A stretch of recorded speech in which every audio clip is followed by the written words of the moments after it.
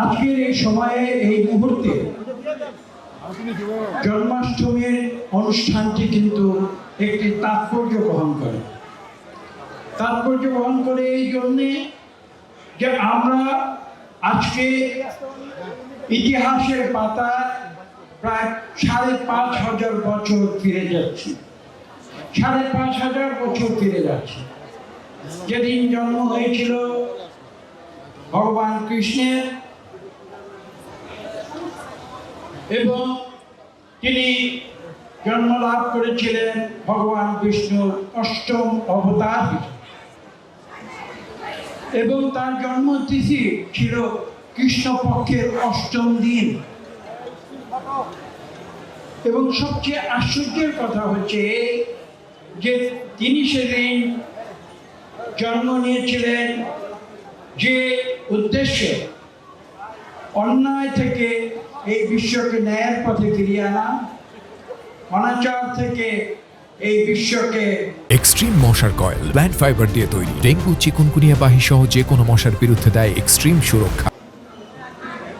ন্যায়ের পথে ফিরিয়ে আনা, জুলুম থেকে এই বিশ্বকে ন্যায়ের পথে ফিরিয়ে আনা, মিথ্যা থেকে এই বিশ্বকে সত্যের পথে নিয়ে আসা এবং দুঃশাসন থেকে এই পৃথিবীকে সুশাসনের দিকে ফিরিয়ে আনা। সেই আদর্শের জন্যে আজকে থেকে ৫,৫০০ বছর আগে যে সংগ্রাম সূচিত হয়েছিল, আজকে ভাবলে অবাক হতে হয়। আজকে থেকে ১৫ বছর আগে এই বাংলাদেশে যে স্বৈরাচারী সরকার সৃষ্টি হয়েছিল, সেই স্বৈরাচারী সরকার থেকে সংগ্রাম করে এই দেশকে মুক্ত করার যে চিরন্তন যে সংগ্রাম, সেই সংগ্রামে কিন্তু আপনারা সবাই অংশীদার। এবং আমি একটু আগে বলেছি, যার নেতৃত্ব দিয়েছেন শুধু লন্ডন থেকে জনাব তারেক রহমান।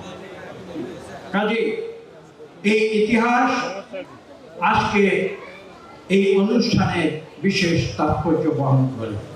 আপনারা জানেন, সেই অত্যাচারী যে রাজা কংস, সেই কংসের বিরুদ্ধে যিনি সংগ্রাম করে মথুরাকে মুক্ত করেছিলেন এবং তিনি জন্মের পরপর যাকে যমুনা নদী পার হয়ে তাকে আশ্রয় নিতে হয়েছিল বৃন্দাবনে, সেখানে তিনি বেড়ে উঠেছিলেন এবং পরবর্তীতে তিনি তার নিজের যিনি কাকা কংস অত্যাচারী, তাকে পরাজিত করে তিনি পুনরায় একটি ন্যায়সঙ্গত একটি সরকার সেখানে কায়েম করেছিলেন। আজকে সেই জন্মতিথি পালন করতে আমরা এখানে এসেছি। কাজে বক্তব্য দীর্ঘ করব না, আপনাদের কাছে একটি অনুরোধ, আপনারা বাংলাদেশকে ঐক্যবদ্ধ রেখে বাংলাদেশকে পুনরায় ন্যায়ের পথে, সত্যের পথে, সুশাসনের পথে এবং মানবাধিকারের পথে পরিচালনা করুন।